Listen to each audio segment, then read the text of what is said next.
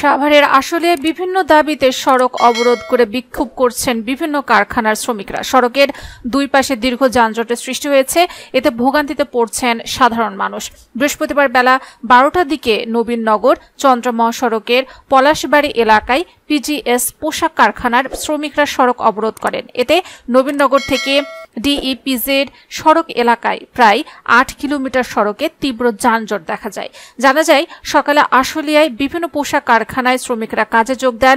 পরে নবীনগর ডিপিজেড আশুলিয়া এলাকায় নরসিংহপুর জামগড়া এলাকায় শ্রমিকরা বিক্ষোভ করেন। এছাড়া নবীনগর চন্দ্র মহাসড়কের পলাশবাড়ি এলাকায় পিজিসিএল পোশাক কারখানার শ্রমিকরা বিভিন্ন দাবিতে সড়কে অবস্থান নেন।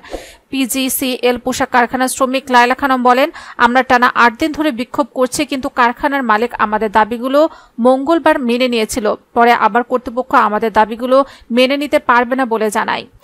নয়ন শেখ নামের আরেক শ্রমিক বলেন, আমাদের টিফিনের জন্য অনেক কম খরচ দেওয়া হয়। এছাড়া গাড়ি ভাড়া, ওভারটাইমের টাকা বৃদ্ধি, হাজিরা বোনাস, বার্ষিক বেতন বৃদ্ধি সহ 10 দফা দাবি করা হয়।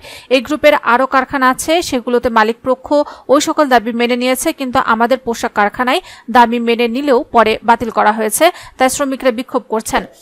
আসলে শিল্প পুলিশ 1 এর পুলিশ সুপার সরোয়ার আলম বলেন, সকালে শ্রমিকরা কাজে যোগ দেন, পরে নবীনগর চন্দ্র মহাসড়কে শ্রমিকরা অবরোধ করেন। তবে এখন পর্যন্ত কোথাও কোনো রকমের ঝামেলার সংবাদ পাওয়া যায়নি। তবু পরিস্থিতি নিয়ন্ত্রণে আমাদের শিল্প পুলিশ ও সেনাবাহিনী কাজ করছে।